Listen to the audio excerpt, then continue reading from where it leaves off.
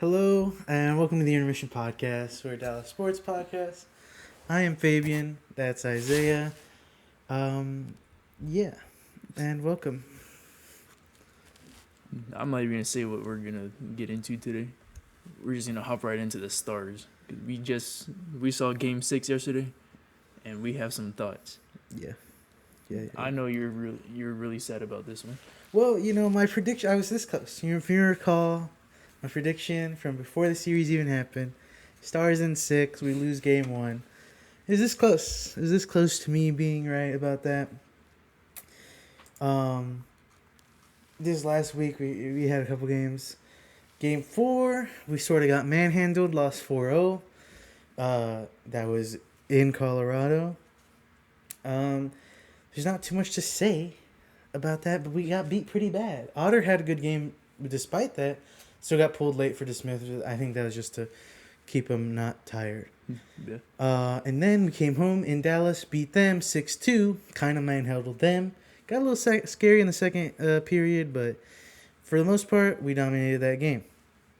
Wyatt Johnson, 9-second goal. Insane. Mikko Rantanen, first goal as a Dallas Star. Pretty dang cool. Another good game from Otter.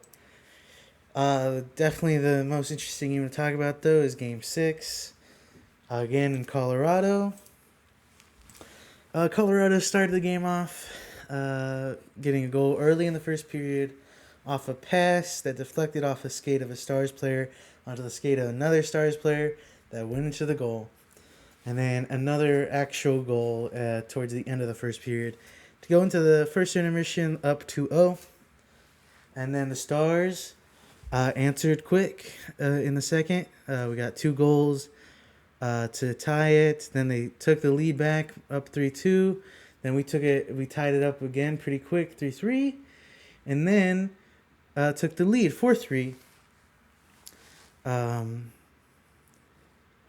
then another goal that was not supposed to be a goal for Colorado. No, because they tied it before that. Well, yeah, for them to take the lead though, the goal that gave them the lead. Yeah, the goal that gave their 5th goal. But it was just a really bad play by Sam Steele. Tried to clear it, went off the helmet of Blackwell. That was in the third period already. We went into the third period leading 4-3. Then in the third period, they scored a goal early. Well, not too early, but they scored a goal to tie it. And then, that 5th goal, which was pretty ridiculous. Again, Sam Steele tried to clear it. Bounced off of Blackwell's helmet into the goal. Otter couldn't nab it in time.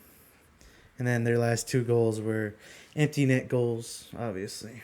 That game has the issue that we had towards the end of the season. I mean, we let in a lot of shots on goal, didn't take too many.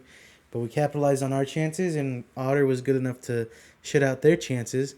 We just had 2 really unlucky goals. I mean, Colorado had 2 really lucky goals. Their first goal, again, a pass that deflected off 2 defenders' skates, just happened to go into the goal perfectly. It looked like a shot off of the second player's skate. I don't even remember who it was off.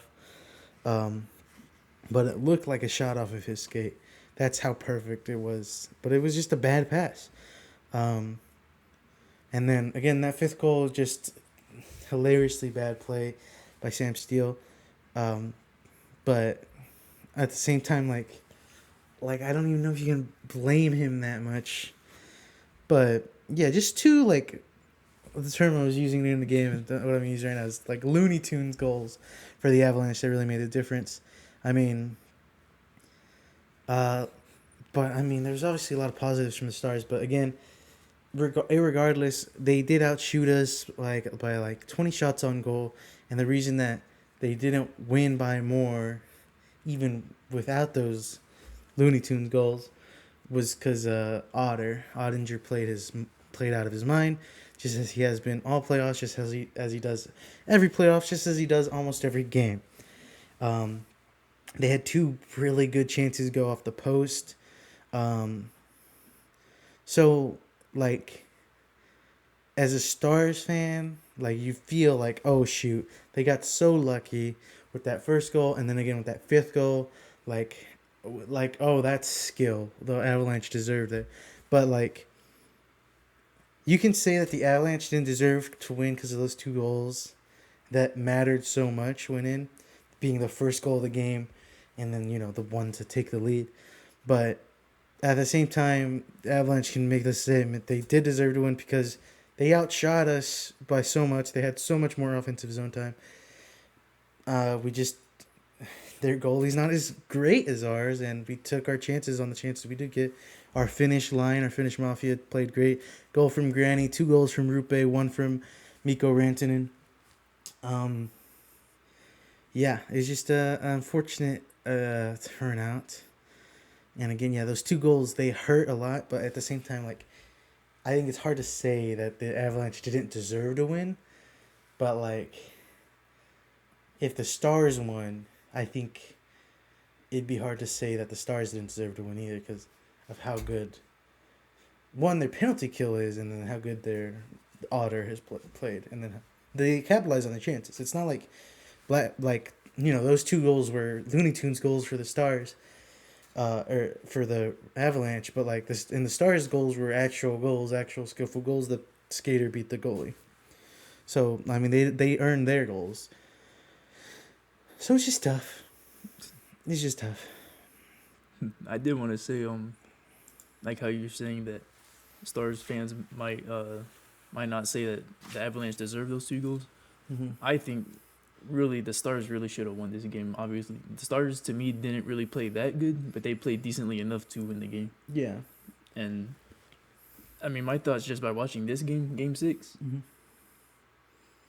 to me at least, their reaction times looked like they didn't play as aggressively like they did Game 5. Yeah. From what I thought, and I think they were just missing that, being that aggressive. And then I forgot his name, but that player who left, who we thought had that Bishop? concussion, Yeah. didn't. I feel like because of that, the Stars went on that tying those 2 goals that tied it, and then that 1 goal that took the lead. Mm-hmm. I feel like it kind of felt like that was the reason why they went on that run, but it wasn't. Right. They were just that good to win the game like that. Right. From making just by playing like that. And there were some good goals though. Yeah, absolutely. I mean, I think all of our goals were really nice goals, make you jump out of your chair type goals. But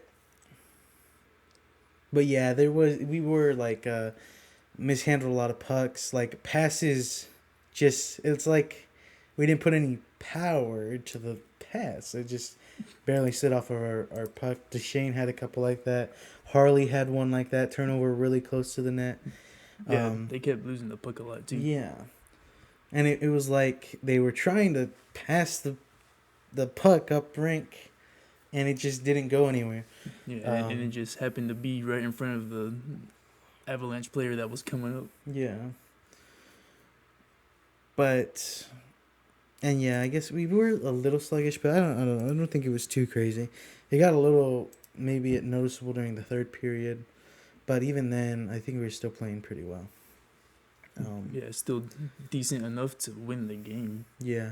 Just those 2 goals really just killed the momentum the Stars had too. Yeah, plus another momentum killer was that power play that Colorado got in the 3rd period because of that hockey flopping. Yeah, the interference by who was it on? Harley? Was it on Harley? I think so. The interference they called on Harley. That I don't think was interference, and if it was interference, it was also flopping. It was also embellishment. But embellishment is the same thing as flopping. Yeah, that's just the official term, the official name for the penalty. It was just, I don't think you call that. I really didn't like that call. Yeah. And yeah, again, that killed a lot of momentum. They took away 2 minutes when we only had like 7.5 left. So that was a tough momentum killer too, because we were kind of rushing before that. Yeah. So. But the Stars did hold up. They didn't let them score on that power play though. Yeah, our penalty kill's been great throughout this series and has been great all season. Expect to continue to be great. Rupe Hits and Robertson are both skating. We'll see. Maybe they come back game 7. Who knows? But And Game 7 is on Saturday. Game 7, is it on Saturday? Game 7's on Saturday, so we'll see about anything like that. Yeah. Game 7's on Saturday. I think we come home and I think we take care of business. I think in the AAC, we play the way we did today. We play the way we did last game in the AAC in Game 5. And I think we win this. Obviously, though, Colorado's going to go out there and do their greatest effort. Another elimination game for them. But I think we win this game. We win the series. Win this Game 7. It's going to be a hell of a game, though. I think we win. I think we win Game 7 too. Yeah. I don't think. You think they're gonna score as many goals as they did this game, or you think it would be like? I think it's going to be a 3-1 win. A 3-1 win. 3-1 win for Dallas. Yeah, that's my prediction. Stars in 7. Stars in 7. I was so close to my Stars in 6 prediction. At least you didn't say Lakers in 5. So I didn't say Lakers. Oh yeah. Like everyone else did. It's crazy. The Wolves are still the higher seed. Well, they're the 6th seed. Were they? Yeah. Okay, maybe my brain is wrong, but yeah. But in terms of the Stars are the Timberwolves. Yeah. Except we are the higher seed. Excuse me. But Stars win Game 7. Stars win Game 7, I think. Man, it's gonna be a hell of a game. Otter's gonna keep playing a god wall in between the sticks, and we'll just see if who turns it on. Again, to Game 6, it was the Finnish Mafia. We'll see who turns it on for Game 7. Should be everybody though. Hopefully, we'll see what happens. Should be a good game too. Yeah, should be a great game. Yeah. We can move on. Moving on to the Rangers now. Move on to the Rangers. I guess since we talked about the Stars, now we're gonna talk about the Rangers. Talk a little bit about the Renegades, and then talk about the Cowboys draft, and maybe give out our grades for each pick. Yeah. Now that we got the Stars tangent out of the way, though, we can go to the Rangers. Yeah. Time for the Rangers tangent. Okay. The Rangers, man. Again, this week we had 2 series. One against San Francisco in San Francisco, and then the A's came here for a series at home. 3-game series, 4-game series, respectively. And yeah, the Rangers, they continue to kind of suck. I'm losing motivation. I'm losing hope. This offense has been so trash, and our pitching has been so great. Let me just rattle off some numbers.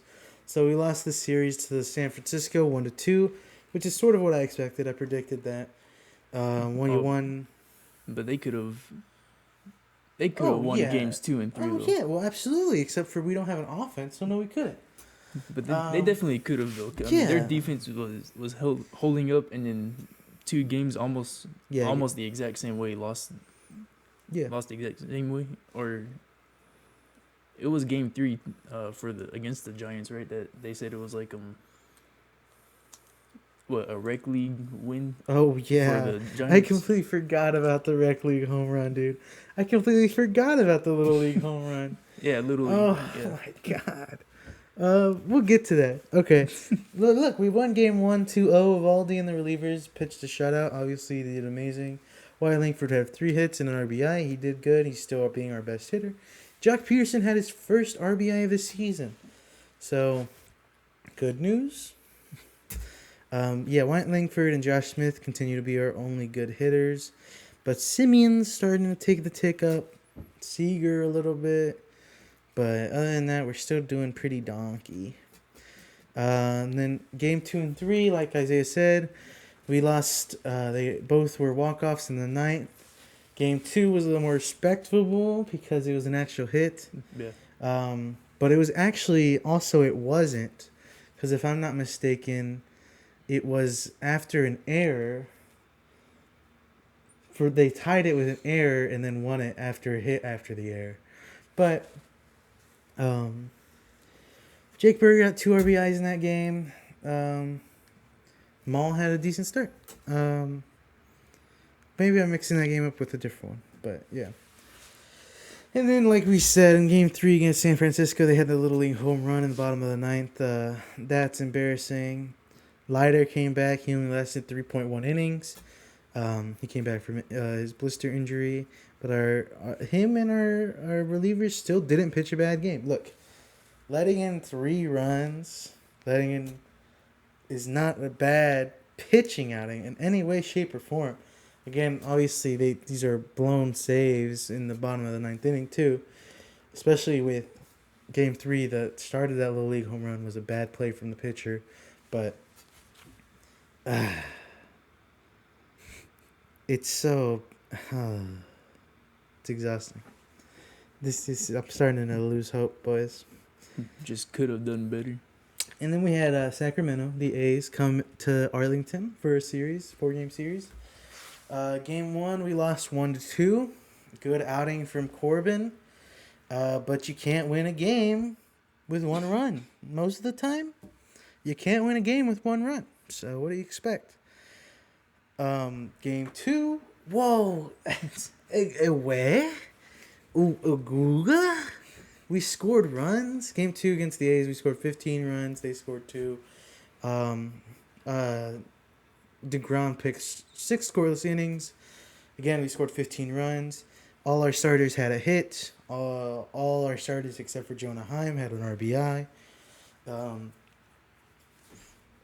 Wow. That obviously 15 runs, the most runs we scored so far this season. Dunning came in, who was 1. He got called up, and he came in after DeGrom and let in 2 runs through 3 innings. So he didn't do amazing, but we were up 15-0 by then. So actually, I think we were up 11-0 by the time he came in. So he pitched good enough. An actual good game. One that I hoped would lead to better things. It didn't. Game 3, we lost 7-1. 6 of those runs came in the ninth inning. We were tied 1-1 going into the ninth. And then our reliever came in, and they allowed 6 runs in the ninth inning. Didn't matter anyways. I mean, we weren't going to score in the bottom of the ninth. Obviously, maybe you do, but we didn't. Either way, we didn't score a single run in the bottom of the ninth. Again, 1 run is not enough to win a baseball game 900% of the time. And again, another great start from Evaldi. Way to waste. Game 4, we got shut out, lost 3-0. Only had 5 runners left on base, so it's not like we even got people on base that much. Good start from Tyler Maul, 6 innings, 1 run. That's a quality start, like the stat. That's a quality start. Offense is bad, and I am sad. That is what I wrote on my little notes here. The offense is bad, and I am sad. There's a bunch of stats that I could say that prove that we're the worst offense in the MLB. We're the worst offense the Rangers have had in a really long time. And we have some of the best pitching in the MLB. Some of the best pitching the Rangers have had in a really long time. It just doesn't matter because you can't win a game with you don't score. So it's just really, really, really unfortunate. And we need to turn stuff around. I thought they had it turned around too in that game. Yeah, we scored 15 runs. Yeah. I think because I think they had or I thought they had it together because like what you said, like what 2-3 episodes ago, that you said that you were worried about them having just one good inning. Mm-hmm. And then this was the game where they were scoring like almost every other inning or something like that. Yeah. I thought they had it figured out. And then the game 7 won 3-0. I was like, never mind. These are still the same old Rangers. Mm-hmm. And they're trying to switch things up. CY before that 15-2 game actually, CY Chris Young, our general manager, had them have a hitters meeting, like 2 separate hitters meetings where they're just like, hey, fix this shit. And obviously Bruce Bochy's continuing to mess with the lineup, see what works best. But we haven't really got it yet. We had a couple transactions. Again, Chris Young, he's trying to figure it the fuck out. Jake Berger got sent down to AAA Round Rock and promoted Blaine Krim. I think he's 27. He's batting .313. He's got 7 home runs and 25 RBIs through 28 games. So he's doing really good. So we're calling up, see if he can do anything in the bigs. And Berger, who has an ERA of 190 and a handful of RBIs, I mean, he's not doing as good. So we're sending him down to Round Rock. We'll see what he does there. And that's like a lower league from the MLB? That's our minor league. That's our highest level of minor league. After that, it's the Frisco Rough Riders. And then another one. But yeah. So we sent down Jake Berger, which is insane. I mean, again, Nathaniel Lowe has, I believe, a 230 something with whoever he's with now. I mean, it was tough to get rid of Nathaniel Lowe again. It's not a move I was 100% against, but it's a move that I wasn't expecting.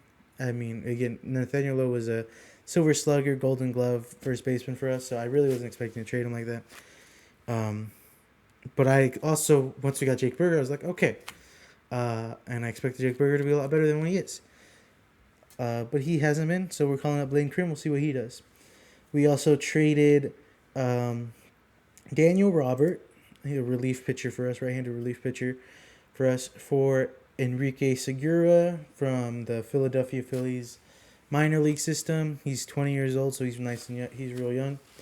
Basically, we traded a decent veteran pitcher that the Phillies need for a decent prospect that might turn into something. And then we sent down Dane Dunning again and called up Tucker Barnhart. He's a catcher from our minor league system, AAA Round Rock. We called him up because Higashioka has a small injury. Speaking of which, on IR, Higashioka now is on a 10-day IL with a intercostal strain. I'm not 100% sure what that is, but it's a minor injury. And it's the only on the 10-day IL. As is Corey Seager with hamstring injury. And then Rocker, Bradford, and Gray are pitchers that are sort of out right now. Both all had positive updates. Should be coming back soonish. Rocker, obviously, the soonest. And then Gray and Bradford are ready to start pitching some bullpens. It sounds like. Maybe. Hopefully. Soonish. But yeah, all in all, I mean, it's just hard to wrap your head around. Again, the Rangers are supposed to be one of the most lethal offenses in baseball. With the freaking lineup we have Simeon Seager, Berger, Jock Peterson, Adolis Garcia, Wyatt Langford, okay, Josh Young, Jonah Heim, Kyle Higashioka, both great batting catchers, and we're just doing dog, and we just can't hit the ball, especially with runners in scoring position, but just in general. I believe we've had 6 games without a home run. 1 more and we tie the record. 2 more and we break the record.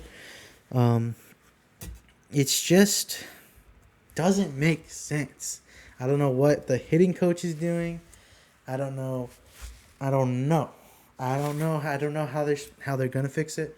Supposedly, not supposedly, but Evan Carter is doing really good batting in the minor league system right now. So we might call him up soon because Leody Taveras is not batting great, and Kevin Pillar, I mean, he's batting okay, but I mean, he's older. You want a younger guy out there.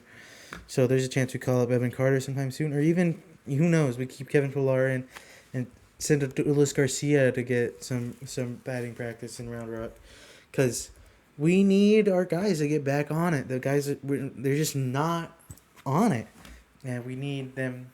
We need our offense to turn it up. Any questions about that stuff? No, I mean just hoping that the Rangers actually can get this.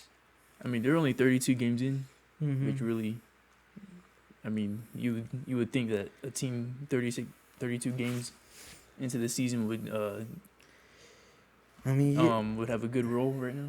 But I mean, hopefully they can. Hopefully the Rangers can turn it around. Yeah, I mean, it's such a long season that you're like, yeah, only 30 games in, but at the same time, that's a fifth of the season already gone through, and the fact that we haven't started getting even a little bit better, like barely any of our players have sort of really like started to get better, is just scary.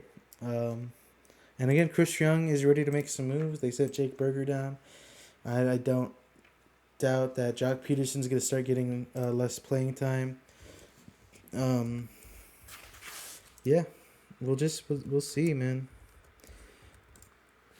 But looking into next week, these next up series, against Seattle once again, here in Arlington. Seattle swept us last time we faced them, and they've done good since then, so it's going to be a tough series to win. We're at home. I don't expect to get swept. I think, again, if our offense continues the way as it does, which there's no indication that it won't, we win one game out of this 3-game series, lose the series 1-2. Obviously, I'd love to be proved wrong. Again, there's going to be a chance we win every game because of our pitching is so good, but our offense is so bad that it's a pretty small chance. Like, again, sometimes all we need is 2 runs and we just don't get it. It's so infuriating. Because Evaldi, Maul, Corbin, Leiter, Rocker, the other guy that can't even remember, they're all so good. And we're just doing nothing.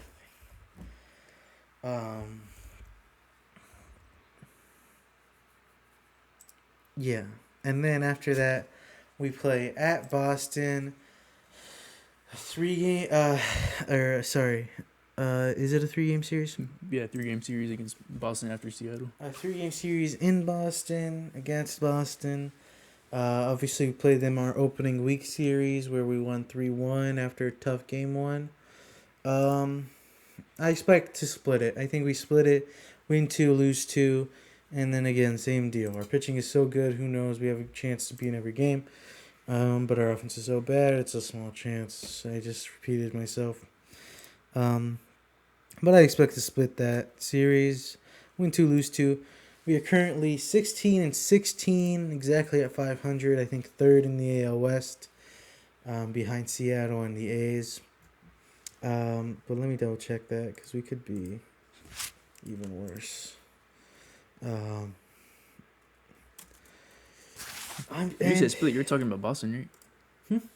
So when you said split, you're talking about Boston? Yeah. Oh, okay. I mean, they only played Boston 3 times. Oh, I thought we played them 4 times. Sorry. 3-game series. The last time we played them was opening. It's a toss-up. I don't know. I don't know whether to say if we'll win or if we'll lose. I'm going to be optimistic and say we win the series 2-1. That's my official prediction. We're actually 4th in the AL West. Seattle is 18-12. Houston's 16-14. The A's are 17-15. We're only above the Angels. Again, we're exactly at 500 at 16-16. 3 games behind the Mariners. And yeah, I'm starting to be less and less optimistic. I'm starting to get a little exasperated. And I really don't know. That's pretty much all. I really don't know. Just hope the Rangers can turn it around. Yeah. I I want to be optimistic that we will, but it's just. I mean, again, it's only 30 games out of 162, but again, that's almost a fifth of the season. It's a decent chunk already, you know? And again, we're not showing much signs of improvement. Again, we'll see if CY and Bruce Bochy can work some magic, move the lineup around, call up some players, light a fire under some players' asses and see what the hell happens. But right now, for the foreseeable next week, 2, I'm not optimistic about much of our series, much of our games. But, so again, I expect to lose against Seattle 1-2, that series, and then I guess I'll be optimistic and say we win the series in Boston 2-1.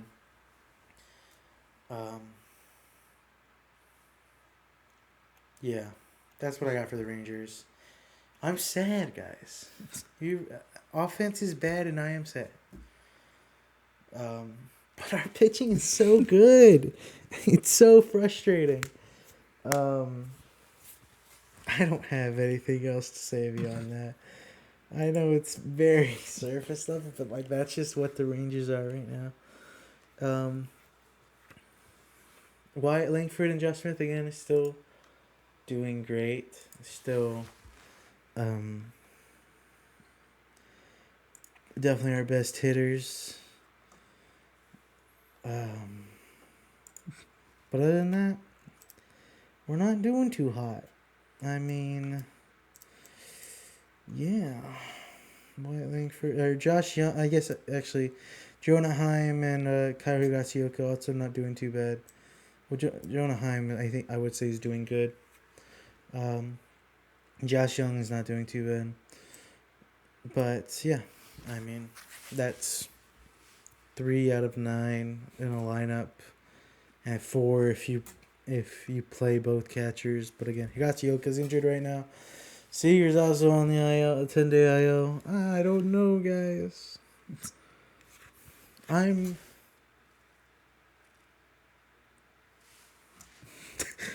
don't know. We'll see what happens. I want to see what happens. We can be better. We can be better. We can and we will be better. Okay? Otherwise, Fabian might need therapy. Yes. Yeah. Probably. Let's move on. What do we got next? You got something to tell me, right? Yeah, the Renegades played last week, April 27th.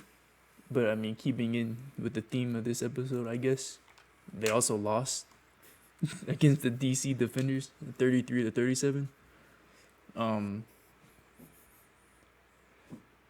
I guess what everybody knows or has been seeing, Deontay Burnett made that one-handed catch and took it 63 yards for a touchdown. That was the best highlight that I saw from the game. Mm-hmm. I mean, there were more highlights, but I mean that was like the main one that was on Instagram and all that. But they lost this game, and I think it was like the other loss the Renegades had against San Antonio. Right. Where they had the lead, the defense was really good, and then toward the end, the defense just gave up that touchdown. Mm. And then following that would be a failed comeback attempt.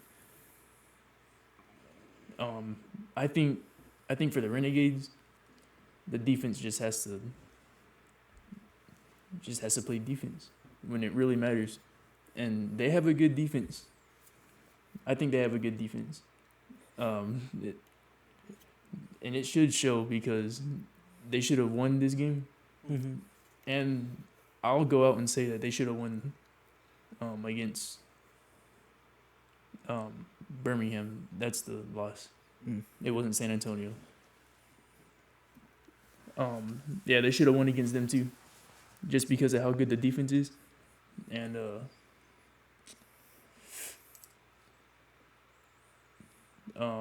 they play the Defenders again May 18th, which is like in 2 weeks. Yeah.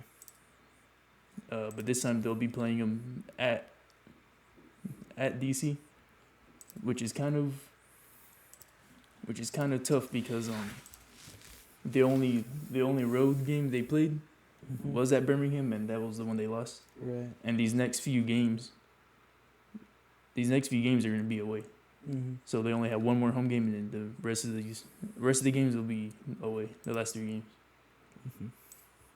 The game tonight is against St. Louis Battlehawks, on the road, and they played them before, April 19th, and they won.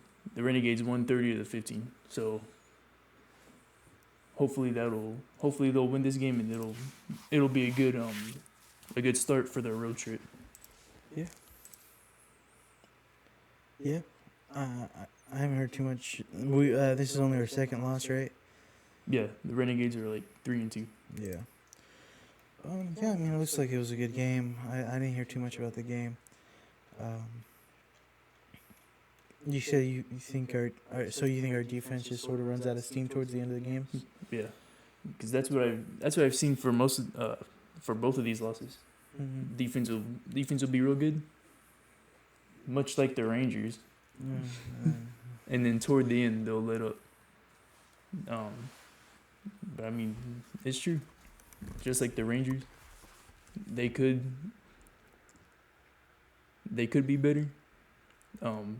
I think it is just because they do play harder, and then they run out of steam. Right. But I mean, that should be something that they should definitely fix, especially whenever they're going on this road trip to end out the season. Mm-hmm. Okay. Cool. And that's really all for the Renegades. So yeah, for the Renegades. We're gonna move into the Cowboys. We talked a little bit about their first round pick last week, but we're gonna go ahead and talk about their draft as a whole. Give our grades for each pick, and also their draft as a whole. Do you want to start, or you want me to start? There it goes again. It's a tradition. Well, I was gonna say we should just say who the pick who we picked for that round. Mm-hmm. And then at the same time, just give our grade. Okay. So obviously first round we picked at pick number 12. We picked Tyler Booker from Alabama, offensive guard. What'd you grade? You want to count down or what? I mean, I was just gonna talk about, or you know what? Yeah, I gave this pick an A grade. Yeah, I gave it an A minus. The reason it's an A minus is just because it was a little bit of a reach. But I do think that the Cowboys were trying to trade back and they just couldn't find anyone to trade back with. And so reaching for need, and again, it's only a small reach. So I think it's a really good pick. I really like Tyler Booker, and he's really excited to be a Dallas Cowboy. So I really like the pick.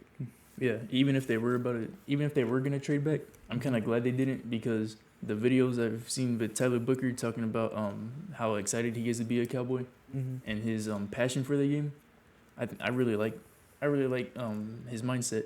Yeah. And then offensive guard, with all our offensive people retiring now, our offensive linemen retiring, it's a really good pick from the Cowboys.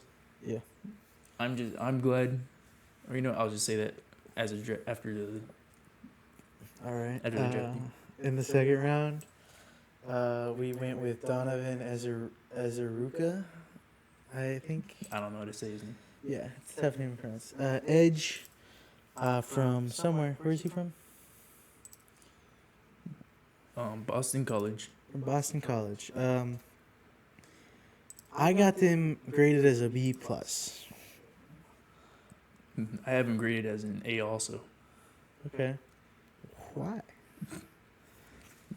Just because, well, really, this round I was actually expecting the Cowboys to pick a running back, but I saw that they picked an edge, and I was thinking about it, and I was like, well, that should be good. They helped their defense out a little bit. They also gave that might gave Micah Parsons a little bit of help too, maybe. Yeah. Especially if he plays on the other side of the ball that Micah does. And then his highlights are pretty good. Oh yeah. And I'm actually surprised they got a pretty good defensive player, even though I was expecting a running back. Right. But even though they didn't get a running back, I'm glad they were able to use the pick as a way to upgrade their defense a little more. Yeah. I agree. I got him as a B plus because I think he's a great player. I really like the film. Like he said, he's a crazy good athlete and he's a crazy good player. I'm never gonna be upset about getting a great player, a good player, a guy that could really make a difference. But I just feel like an edge rusher is a little lower on our list of needs than we needed. Like again, like you said, I would prefer a running back or a run stopping defensive lineman, maybe a linebacker. Would really been better, I think, if we got which there were a couple available. But he's still a great player, and I still think he's going to be a good player for us. So I'm not mad about it, but I think it could have been a better pick. But still B plus. I'm still happy with it. Yeah, almost none of these picks I wasn't really like upset about. Yeah, I wasn't like, why did you pick this person? I was more like, all right, I probably would have preferred this position, but I'm not that upset about this pick. Yeah. And then in the third round, we took Savone Revel Jr., cornerback from East Carolina, not East Coastal, Eastern Carolina University. I got this guy as an A. I really like this pick. I think he's a great player, a great athlete. Obviously, he has some injury. Honestly, the injury is the thing that prevents me from calling this a straight up A+. I think this guy, without the injury, was probably going in the first round. I really like Savone Revel Jr. And I think, he's young. I think he'll heal up from the ACL injury. So I think this is a great pick of steal, and I think he's going to be on a starter sometime soon. Obviously, again, he's going to start on the PUP list, but I think he comes back from this injury. I gave this a B, mainly because at this point, I was like, all right, maybe this is where they're going to get the running back. Mm-hmm. And I saw that they picked this cornerback. Mm-hmm. And he is a good cornerback. I did see some of the highlights from him too. Mm-hmm. But then I also saw, like what you said, that he was injured a little bit. So I was like, at this early in the draft, they're gonna draft a decent defensive player with an injury. Mm-hmm. But then I was also thinking, like what we talked about. Right. He might not really start that much because we got Bland and Trayvon Diggs. Yeah. So it's maybe gonna be like just in case they get hurt. Mm-hmm. But that's really why I got him as a B, mainly because his injury, and this is the point where I thought this is really where they're going to get the running back. I was definitely mad that we didn't really have a running back yet. Yeah, unless there wasn't any running back that was projected to go third round, but there should have been plenty of them. There were a couple. There were a couple. So we definitely could have. But I think I'm happy because I think, honestly, it's a steal for us. So I'm fine with us going with a position that might not be our top position we need. Yeah. And it's not a position. We do need a third guy up. So I'm happy with it.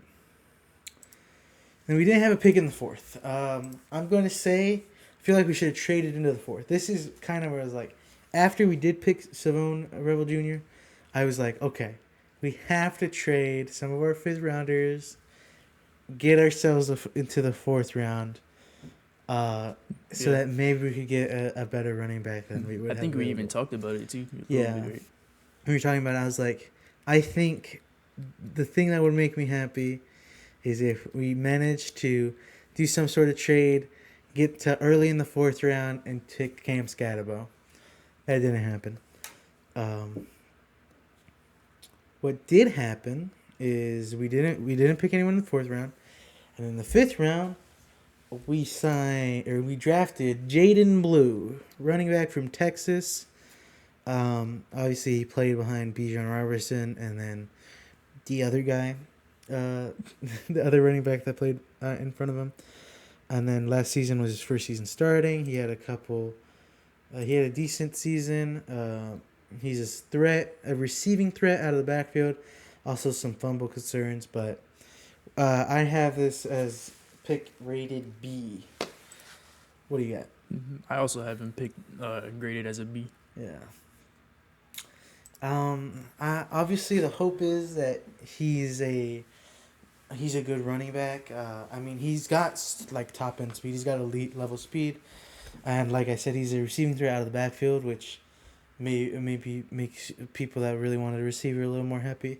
But for me, I wanted a running back that could make people miss tackles, that could get to the next level.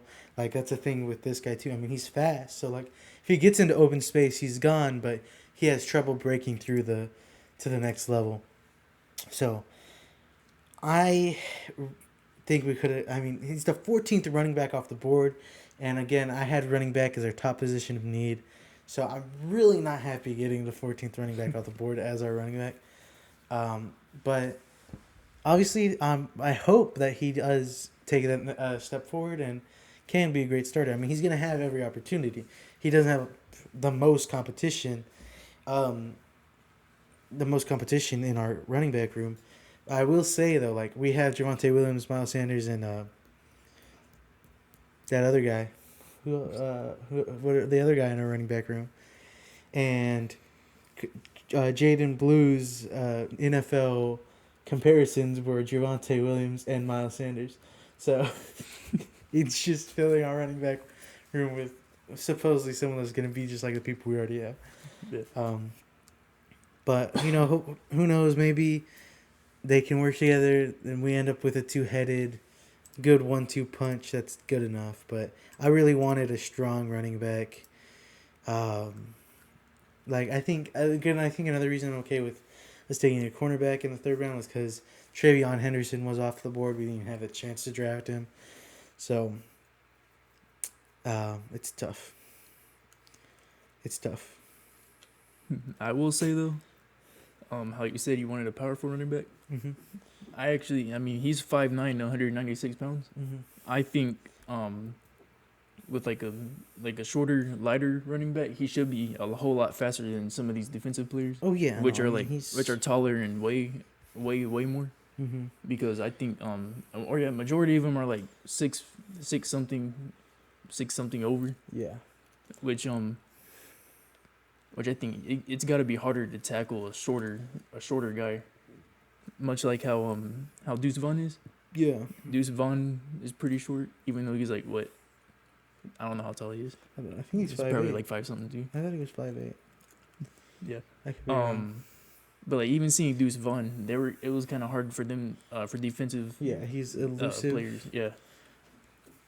But so I'm expecting at least Jaden to be fast. So I'm not really expecting him to like pick up 2 yards for like a 2nd and 2 or something like that. Mm-hmm. I'm expecting him to be like first play of the game, 1st and 10, have a good breakout run. Yeah. But that's an issue for me. Like, I think we need a short yardage running back, and we don't have that in our running back room right now. So there's supposedly Phil Maffa, running back from Clemson, is more of a power back. Yeah. But like that's all he is. He's basically a fullback, which I mean, like that's what I'm saying. Like if Jaden Blue becomes our main guy, we need on point fullback plays and fullback playing. We go like our fullback needs to be play on point because we need a power back. I think that's a big thing that we're missing. We don't have a short yardage running back. If they stack the box, our running back goes nowhere. Yes. The one thing that also does kind of suck though about having a small, lighter running back though is he might not pick up the blitz that good, much like how Elliott did. Yeah. How Elliott did that good, protecting that. But I mean, But I mean, like I said though, he should be good on like those pitch runs or those screen passes or those outside runs. Oh, and and screen passes too. Yeah. Yeah.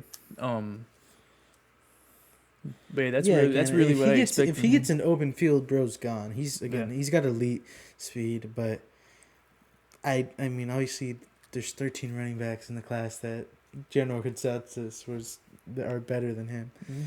And that's why I'm really bummed about not getting Omari and Hampton. But yeah, that's why I graded this pick a B because again I expected this pick to happen earlier. Yeah. But again, I mean we need. But at least it wasn't like way late in the draft. So I mean, yeah. At least they got a running back. Also in the 5th round, 4 picks later, we signed Shamar James, running back. No, he's linebacker. From where? Florida. From Florida. I have him rated as a B. What do you got? I have him rated as a B too. Yeah. I mean, he's a decent linebacker. He's expected to be a depth piece. Pretty much a backup that'll be really good on special teams. He's got a lot of tackles, not a lot of sacks.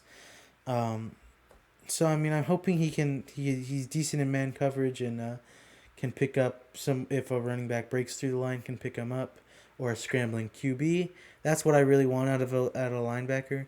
But again, he's gonna be a backup, especially to start. And hopefully he can evolve into something more. But it's a 5th round, 5th, 6th, 7th round. You're sort of looking for more depth pieces for the most part. So I expect him to be a good backup linebacker that might come in, make a couple tackles, but not do anything amazing. So yeah, I got him rated as a B. Hopefully, he's supposed to have like the tools to be a really good special teams player. So, yeah, I got him rated as a B. He'll hopefully do his job he's supposed to.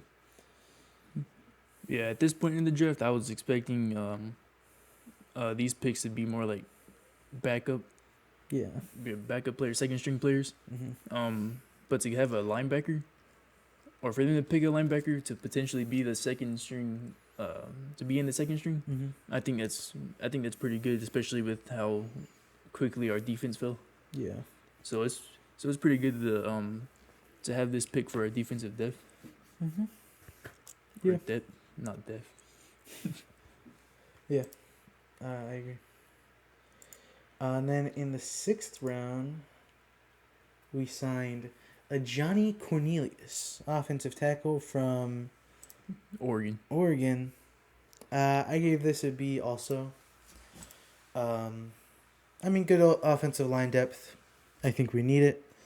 That's pretty much all this is. Hopefully he turns into a good offensive line depth piece. He can come in when he's needed. That's pretty much all I got for this guy. Yeah, basically what I said for our 5th rounder, Shamar.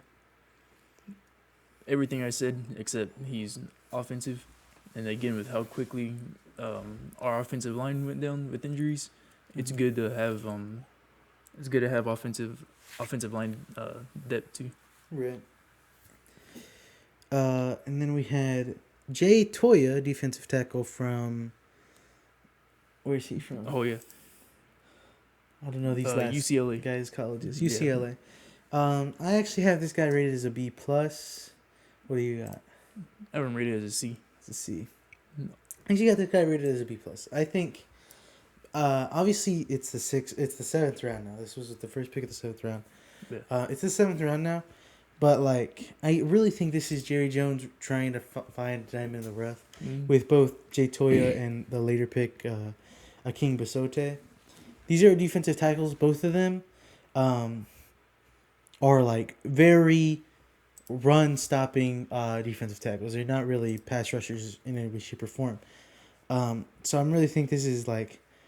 You put them in against a team that runs the ball a lot. Yeah, I think this is Jerry Jones trying to find a defensive run specialist, and like supposedly Toya and Aking Basote are like really good against the run, and then just really can't pass rush.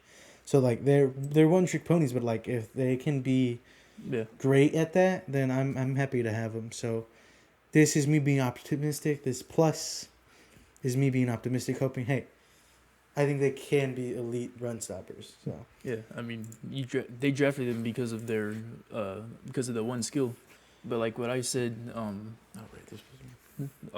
But like what I said, obviously the hope is that there's more to their skill set than what there was for the reason they got drafted. Yeah.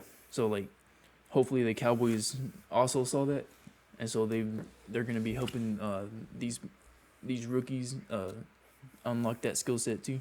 Mm-hmm. I'm actually kind of excited to watch these few preseason games. Yeah. Coming in like what, September, August? Yeah, September. Yeah, September, August. Then again later in the 7th round, we signed Phil Maffa, running back from Clemson. I got this rated as a C. He's not a dynamic running back, really. He is a power running back, but like college players that rely so much on their size and their raw strength in college, and even then, he wasn't an amazing power running back in college. So I really don't know. I don't expect too much from him, and honestly, I mean, again, I hope he surprises me, ends up being the best running back in the league, but I don't even know if he makes final roster, dude. I think he might be a straight practice squad guy. I don't expect much from him at all. What do you got him? What do you got for him? I also have him as a C. Yeah. Mainly because, well, like I said, at this point in the draft, I thought all these picks were like second string or just backups, just in case players. Mm-hmm. So I mean, these last few people I had them graded as a C. But also, like I said earlier, I do agree. Hopefully, the Cowboys can help them find their like other skill sets that they're pretty good at. Yeah, that's obviously the hope with every player that you draft. And then I did wanted to say too, with the offensive guard, Tyler Booker, we got like 3 Tylers now on the offensive line. Oh yeah. So I mean, with how good this offensive line should be, it should be easy for Jaden, our running back, to run through holes. Hopefully. Yeah, hopefully. You still gotta. The thing is, you still gotta break through that second layer, and I don't think Jaden Blue is great at that. Yeah, and that's where I think if he's quick on his feet, he can make like a quick little juke or something. Yeah. Or run around the player. He wasn't amazing at that in college. But again, hopefully he can be. You know.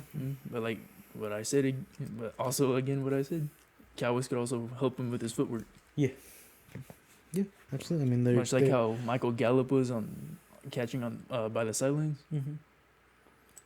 They could help him a lot. So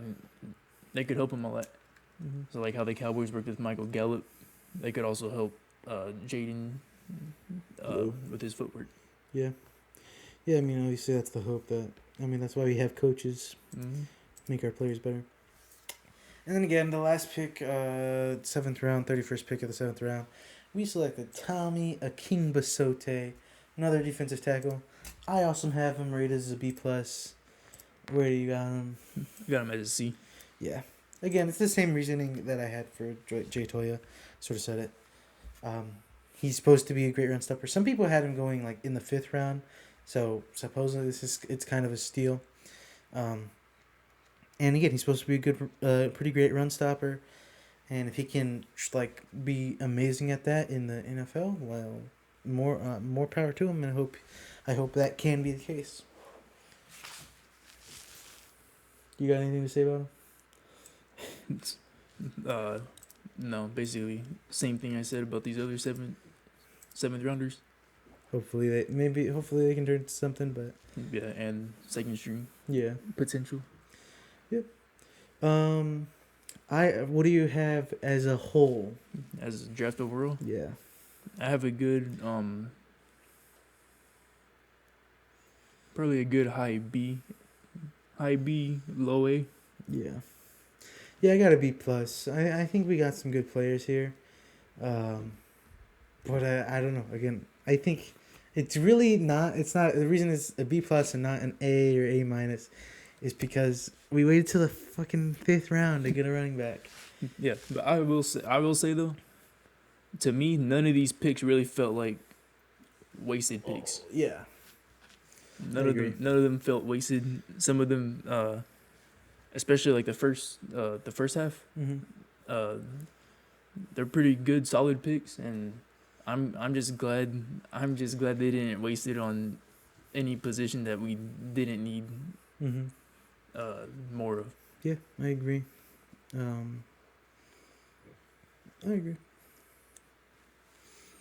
I think it was a pretty good draft, but again, I think not getting a key running back or run stopper earlier in the draft is what brought it down from an A minus or A to a B plus.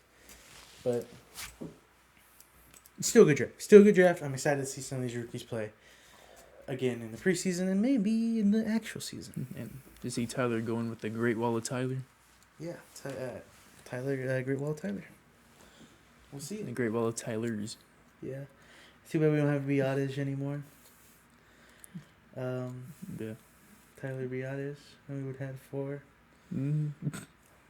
Almost. Yeah, it would be everybody but the center named Tyler. No, Biadasz was a center, I'm pretty sure.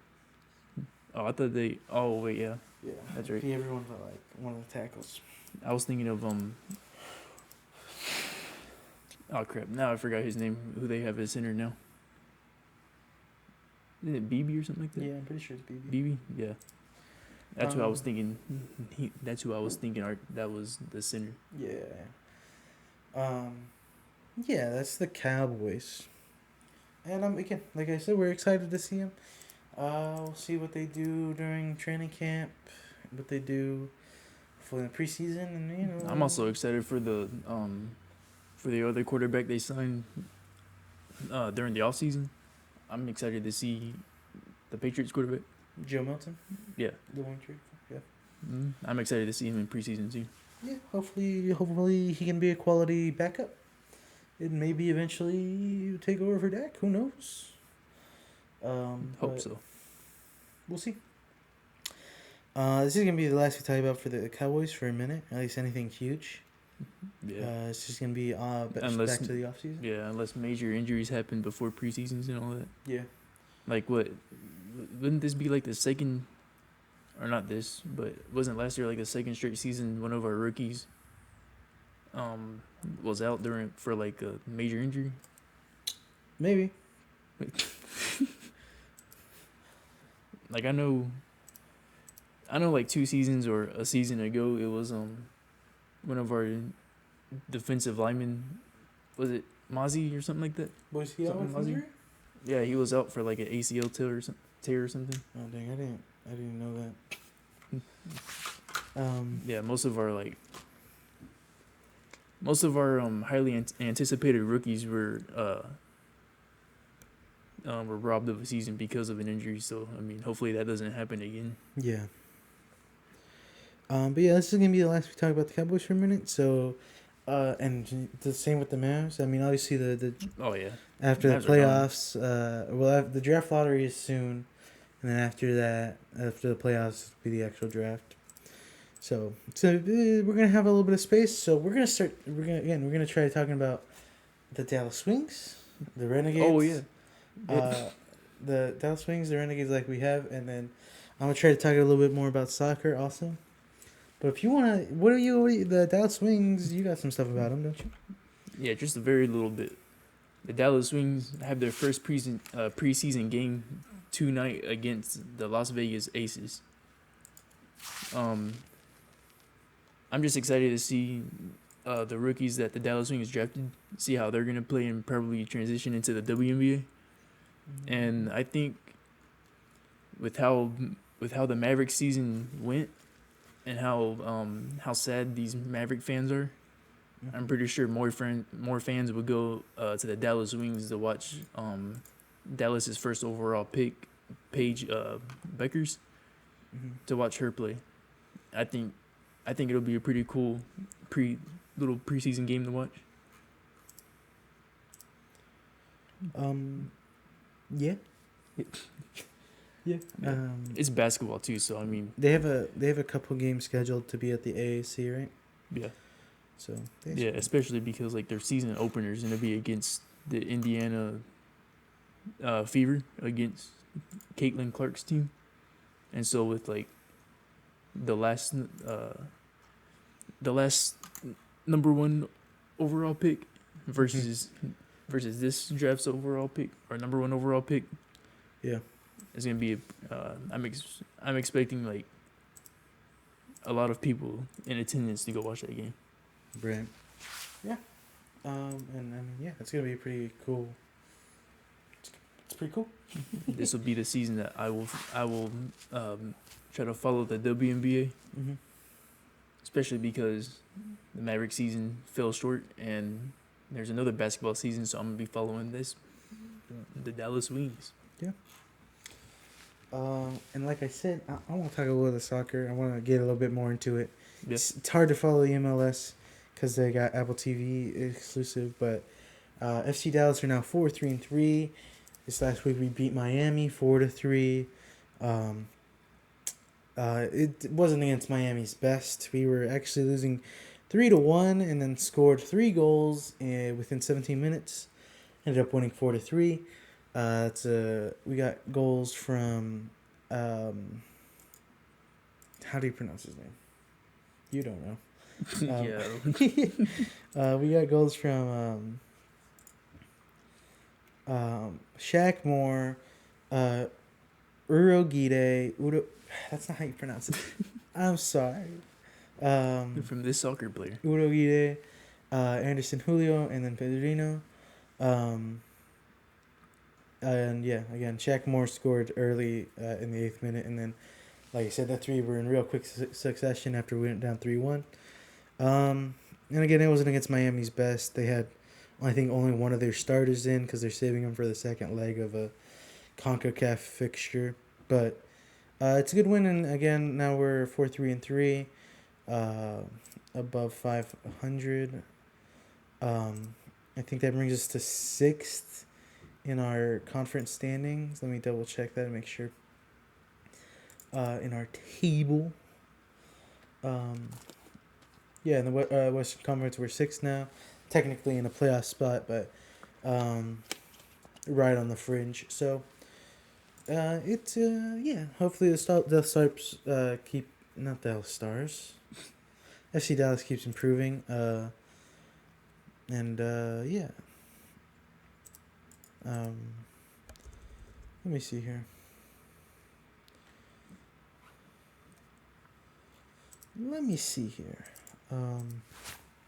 But yeah, the FC Dallas, they're now 6th technically in a playoff spot.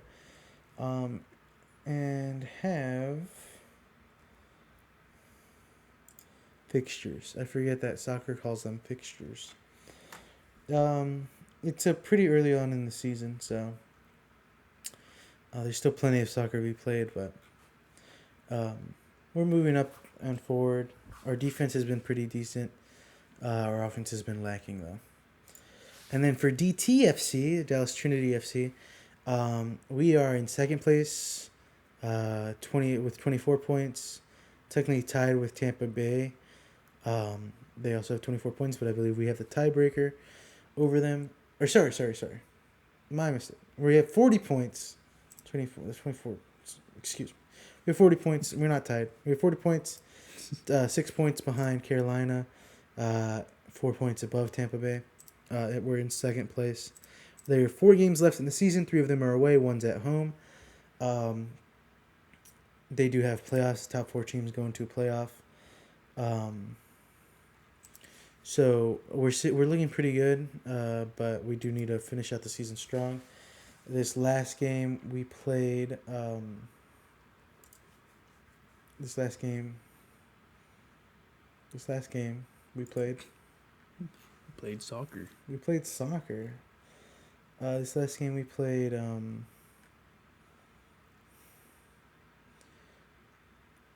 Excuse me. I am so sorry. This is so embarrassing. Yes, soccer is embarrassing. We beat Lexington 3-1. And yeah, our next 3 games are on the road. Our game's on Saturday. Our next game's on Saturday against Tampa Bay. They're in third, so it'd be a nice, strong opportunity to get a win. But yeah, DTFC is really in the fight, competing for the top spot. And yeah, it should looking good going into playoffs. And hopefully competing for the title. I'll be a little bit more thorough next week with that game against Tampa Bay. But yeah, I'm gonna start getting into soccer. He'll start getting into WNBA.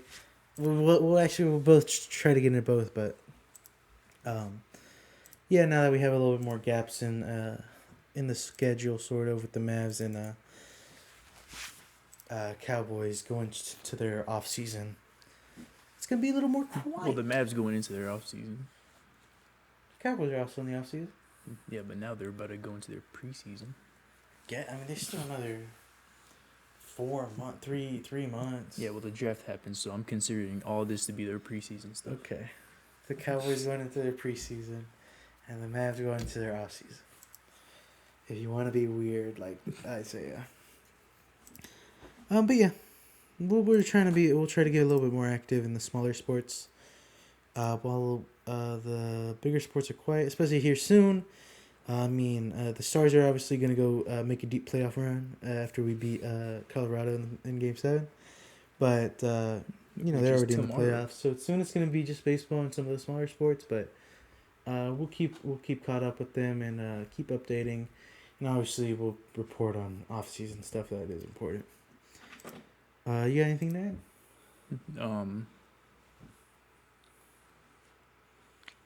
No, not really. I mean, yeah, no. The good, exciting season for the Dallas Wings is going to happen. Mm-hmm. Arlington Renegades season is about to end in like 4 or 3. It's about 4 weeks or something like that. Yeah. Over halfway done. We'll see if Renegades, see how their playoffs work. Yeah. Yeah. We'll be moving forward, moving up and beyond. Here soon, we'll both have a little bit more free time, work on the channel a little bit more, hopefully. But yeah, thanks for watching. If you enjoyed, like, share, and subscribe. If you made it to the end of the video, comment offense bad, me sad. Yeah, and come back next week again, Friday. In the afternoon. We've been a little bit more consistent. Hopefully we can keep that up. But yeah. Bye. Isaiah loves you. I only kind of like you. But thanks for watching. Only because the Stars lost. Only because the Stars lost. But thanks for watching. Like, share, and subscribe. Follow the Instagram. Follow the Instagram. And see you next week.